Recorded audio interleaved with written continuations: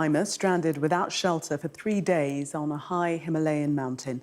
Faye Manners from the UK and her climbing partner Michelle Dvorak were stuck when they lost their equipment in a rockfall. Matthew Thompson reports. Lost a mitten. It began as the climb of a lifetime. Smiling faces, breathtaking scenery and a daunting cliff face. I think this rock spur is way too big right now. Too big for us. Yeah. British climber Faye Manners and her American companion Michelle Dvorak were attempting to climb Chowkamba Mountain in the Indian Himalayas. The mountain has 4 peaks. The one they were attempting to climb is just under 7,000 metres high. The climbers had made it to 6,400 metres, about 5 times the height of Ben Nevis, when disaster struck. Unfortunately, yeah, there was some loose rock on the mountain, which dislodged and, to our detriment, had cut the rope that all of our equipment was on. We got quite far up the mountain, so the bag flew quite a long way. Stranded in the freezing cold, the women sent a distress signal to their base camp. Without any food or shelter, they settled down to wait and hope. We didn't have tent or stove or much food really at all, so we ended up doing a lot of what you can see there. Snuggling to stay warm, and when it was very snowy, it did become a little bit scary with how cold and wet it was. Bad weather meant rescue helicopters couldn't find the pair as they spent 2 days clinging to the rock face and to life itself. Unfortunately, around 11 a.m. or 12 p.m. during the day, these clouds would come and fog. It would engulf us. Saviours! Eventually, a group of French climbers helped the woman descend to a place that they could be rescued, and they were airlifted to safety. Incredibly, just days after their dice with death, they're already thinking about going back. Matthew Thompson, Sky News. Well, that was Sky News at 10. Coming up, we'll take a first look at tomorrow's newspapers in the press preview. Tonight, we're joined by broadcaster and commentator Ali Miraj and the chief leader writer at The Observer, Sonia Soda. Amongst the stories we'll be discussing, this on the front of the Financial Times. Its headline, Kremlin spy set on sowing mayhem in Britain's streets, MI5 chief warns. We'll be right back. Stay with us.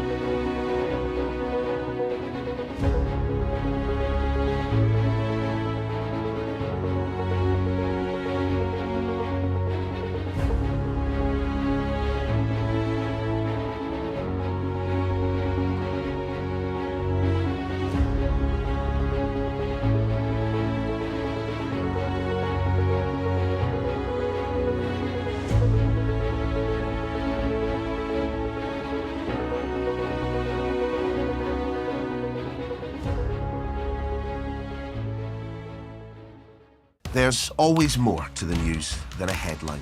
We want to discover, to delve a little deeper, to find out what's really going on. Explanation, analysis, the people at the heart of every story. I'm Neil Patterson, and this is the Sky News Daily Podcast. So, by the end, we'll hopefully all understand what's going on in the world just that little better. Available wherever you get your podcasts.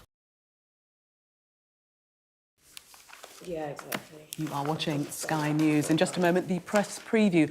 A first look at what's on the front pages as they arrive. But first, our top stories. The mother of a 5-year-old Palestinian girl, Hind Rajab, has told Sky News she wants justice for her daughter, who's alleged to have been killed by Israeli forces in Gaza, claims denied by Israel. The head of MI5 has warned of mayhem on the streets of the UK because of Russian interference and growing numbers of children investigated for terrorism. Much of the west coast of Florida is under threat from Hurricane Milton, which is threatening major population centres.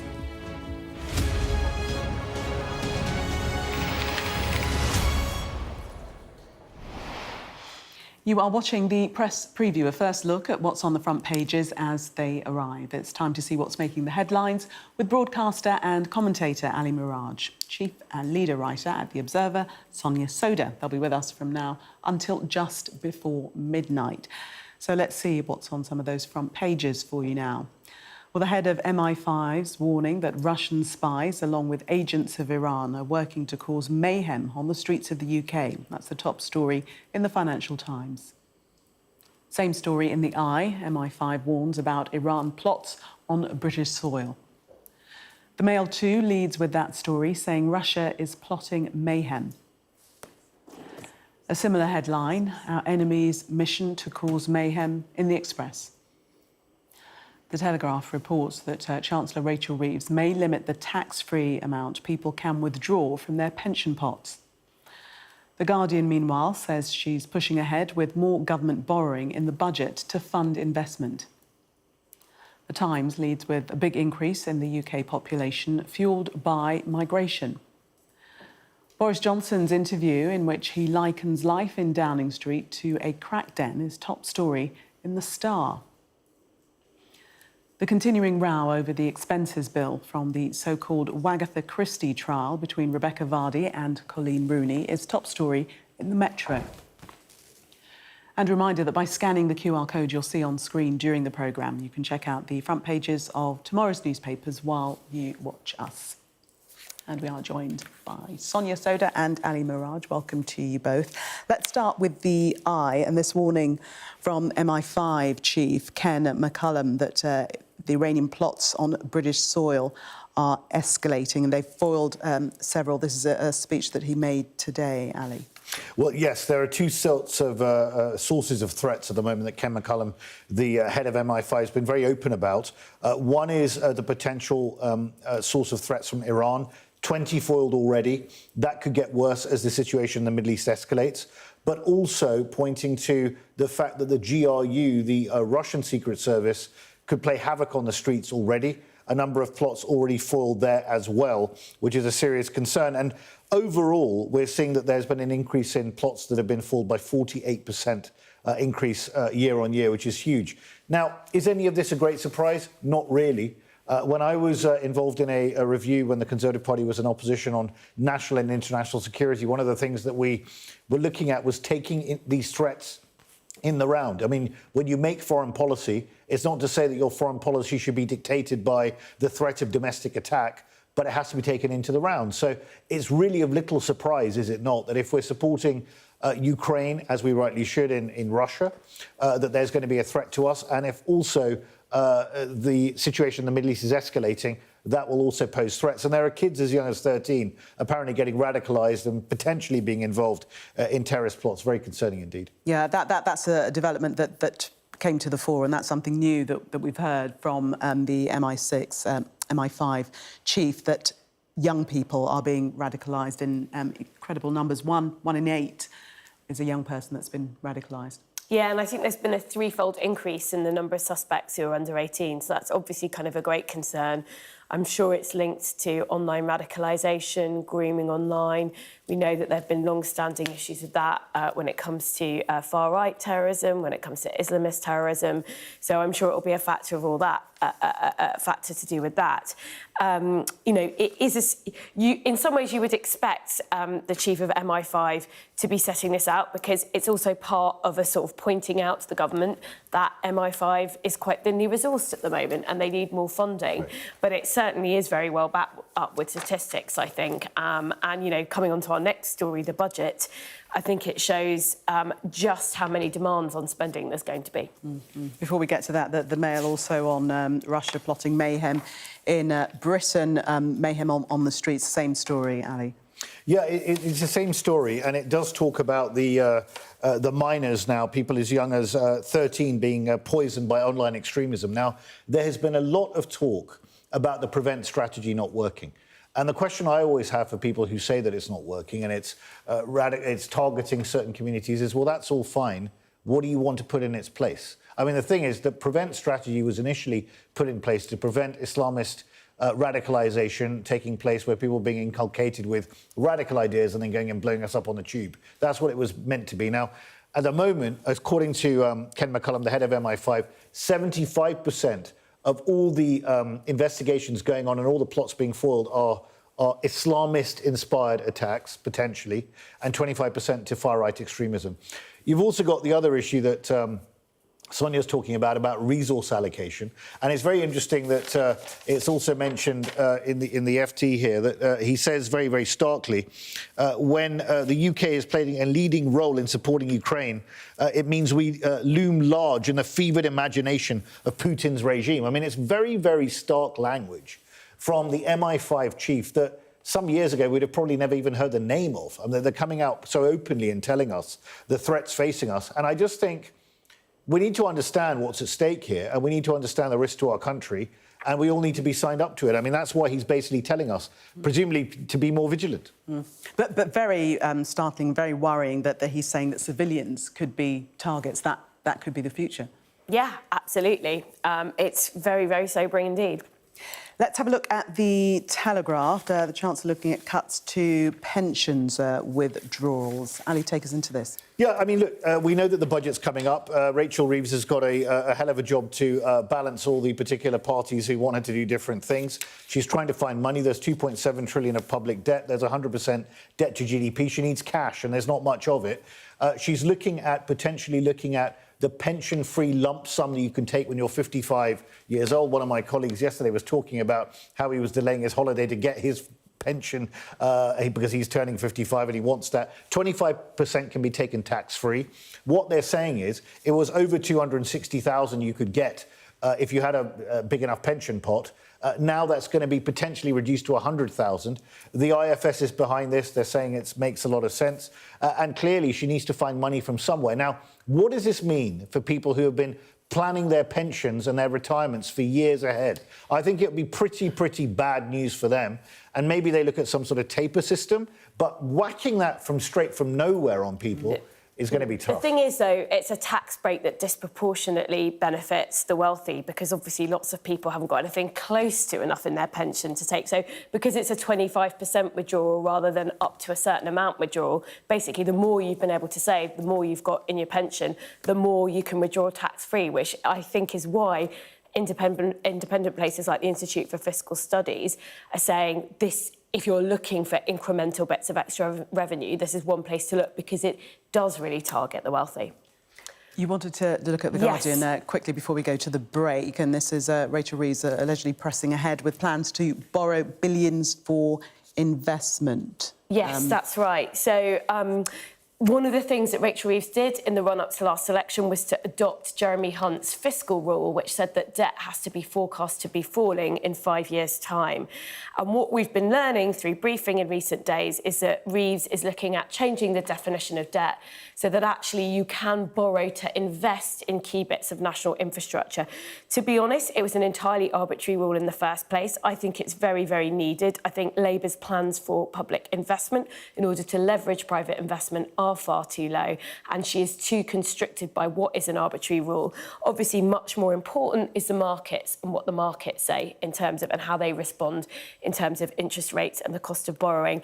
I think, and there are a lot of economists who think that she does have room to borrow some more, nowhere near as much as Liz Truss in her mini budget, but specifically targeted at investment, because levels of investment are too low, and I think our public infrastructure is just not good enough. Yeah, but the 10-year bond yield is already at 4.2%, double the cost of borrowing for 10 years in Germany. Why? Because investors are already getting concerned about the levels of public debt. We're already 100% debt to GDP. But it's also because of what's happening in the US and US growth, which is pushing interest rates up. And so it may be partly that and the hangover from the Liz Truss mini budget, but I think it's also what's going on in the US. But we read that the decision will be confirmed to the OBR tomorrow.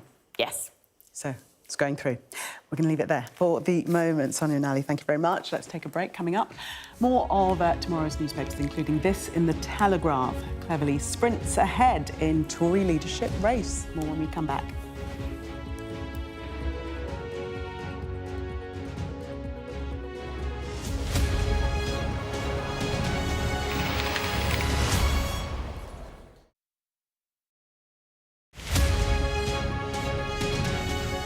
Hello and welcome to Politics at Jack and Sam's Daily, the podcast equivalent of a Pro Plus caffeine tablet that tells you everything about what you need to know in the day ahead in British politics in under 20 minutes. My name is Jack Blanchard of Politico. With me in the Zoom call is Sam Coates of Sky News. The front runner among the members, Kenny Badenoch, did much worse than I was expecting.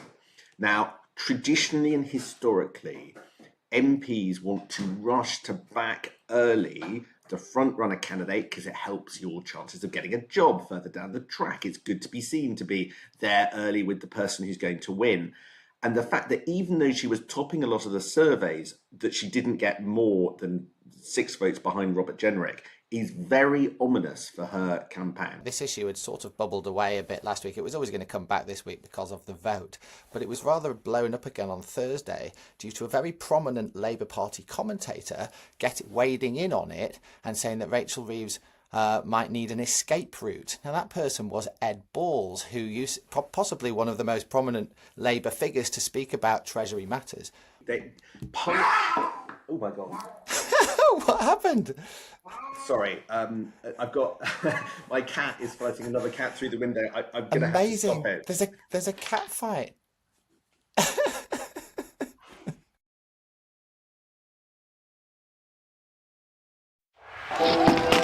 They have breached the road. There is a lot of gas being fired all around us.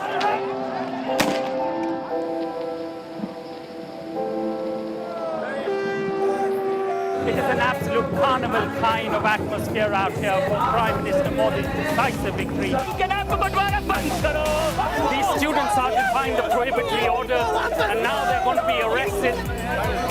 We aim to be the best and most trusted place for news. The roads have been inundated. The only way out is to get people by boat.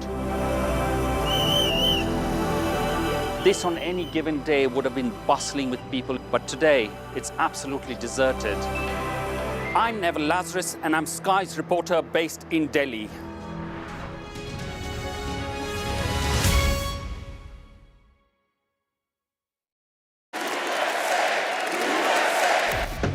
I say, bring it on. With America divided and tensions running high, get ready for an election like no other. Join our teams as we follow the campaign trail as America decides. We will win, win, win. Get closer to the action this US election with full reaction and analysis. Sky News, the full story first. The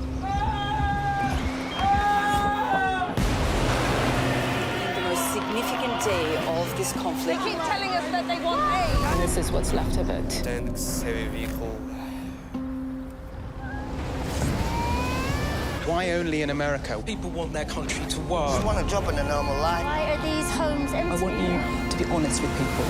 That has happened within minutes. Sky News, the full story first. Free wherever you get your news. Welcome back. You are watching the press preview. Still with me, broadcaster and commentator Ali Miraj and the chief leader writer at The Observer, Sonia Soda. Let's take a look at The Guardian, first of all, also in other papers, and the Conservative leadership race. James Cleverly racing to the top after his barnstorming speech at the Conservative Party conference that went down really, really well. But even with that behind him, people are quite surprised. Yeah, well, it's been a bit of a change around in fortunes for James Cleverly. He wasn't expected to make the top 3 when the race originally started, and it's Tom Tugendhat who's dropped out. Now, interestingly, it's Tom Tugendhat and James Cleverly who are seen as the sort of more centre-right candidates, and Kemi Badenoch and Robert Jenrick who are seen as sort of to the right of them. So he's got 2 right-wing candidates going through, or 2 candidates to the right, and James Cleverly has sort of powered from, in one of the lower places, right to the top now in terms of the support of the MP he's got. It's probably because he's the only centrist, sort of more centrist candidate left in the race. It's a very protracted contest, so what we're seeing is MPs whittling them down. I think it was originally 6 to 2, so they've just been whittled down to 3 today. Tomorrow they will be whittled down to 2. Then it will go to Conservative members. And there's a lot of talk, actually, about whether James Cleverly might lend some of his backers to Robert Jenrick, because both candidates, I think, fear that Kemi Badenoch, if she's on the final 2, the polling suggests that she will win, so they might try and keep her out of the race, which would not be a great look, I think, but that is some of the chat in Westminster. Yeah, I mean, it's... Do you think we're going to see any of that sort of tactical... Well, there might be some tactical, but look, momentum's everything in Tory leadership races. As a veteran watcher of these things for many, many years, I'm very sad to say this, but I spend far too much time... Yeah, I spend far too much time paying attention to these things.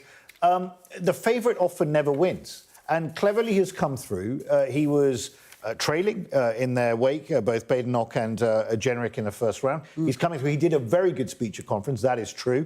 He actually stood behind a podium rather than doing a David Cameron lookalike impression, trying to walk around the stage, which is so 2005 now, you know? I mean, that's like, you know, we really don't need that. Harsh. A bit harsh. But the interesting thing here is what happens now, who makes it to the final 2? Because you can have a situation yet again where if it is Cleverly that gets through with Jenrick, that either the membership feels robbed, or if Badenoch gets through and Cleverly gets through in the final 2, the members are more likely to vote for Badenoch. And we know what happens when the MPs favour one candidate and the membership favours another. You end up with Ian Duncan-Smith or Liz Truss, both utter disasters. Jeremy Corbyn on the left. Well, I was going to say, actually, Corbyn. Remember how that worked out? Oh, we should have an open contest. We should allow him in. It ended in disaster. So, look, let's see. They might lend some votes to Jenrick to get him in the final 2 and keep Badenoch out. But I think the momentum's with Cleverly at the moment. And if the Tory party takes one message, it should realise that it's going to win from the centre ground. If it tries to be reform light and do a reform impression, it's going to fail. Are you going to call it, either of you two? I think if Kemi Badenoch's on the last 2, she may win. I think it's harder to call between James Cleverly and Robert Jenrick, actually. She made some gaffes, didn't she, at the conference? Yeah. On maternity pay, so that was my sort of polite way of evading the question. Are you going to evade it? I think Cleverly's got momentum. Let's see. Yeah. OK, we shall see, indeed, tomorrow, 3:30. We've just got time to talk about this story in The Times and record migration surged to 68.2 million, and this is despite deaths outnumbering births, and that's because of migration. That's right. So record rise, I think it's a rise of around 1% year on year. And the predictions are, I think the population will get to 70 million within 2 years. Now, this is being used by a lot of people in immigration to say, well, this shows that immigration is out of control and we need a cap. And it's true that immigration levels are very high, but we do have a very difficult population crunch facing us as a country, which is that birth rates are falling, deaths are outnumbering births, we've got an ageing population. And the way we are headed, if we don't have migration and more working age people coming to the UK, is the way of Japan, where you've got an ageing population, you've got a growing number of older people with a smaller proportion of working age people to pay taxes to support the NHS and social care services that, you know, quite fairly they disproportionately use. So that is really tough because it means on working age people, you know, young people have got a really tough deal in this country, high tuition fees, housing crisis, things are not looking good. And if they've got an ageing population, they're going to end up paying more and more tax to keep the same level of public services. So personally, I think, either we need birth rates to go out or we do need immigration in order to sort of right that kind of ageing population. But there are plenty of people who have a problem with that. We've only got about 20 seconds, but certainly immigration is something that we need or not? Well, we do need immigration, but the way it's been handled is an utter disgrace. The public have sent a message. They voted for Brexit. They've given 4 million votes for reform. If this continues, I really do fear where it's going to end up. People are fed up of this. It needs to be reduced. Ali and Sonia, thank you very much. Much more at the top of the hour. We've got your Sunday mornings covered. From the front page and the sounds of the streets to the voices of the people who make the major calls and big picture politics beyond Westminster. We'll put you at the heart of our story. A new start to Sunday. I'm ready. Are you? Join me, Trevor Phillips, Sunday mornings on Sky News. There's always more to the news than a headline. We want to discover, to delve a little deeper, to find out what's really going on. Explanation, analysis, the people at the heart of every story. I'm Neil Patterson, and this is the Sky News Daily Podcast. So, by the end, we'll hopefully all understand what's going on in the world just that little better. Available wherever you get your podcasts.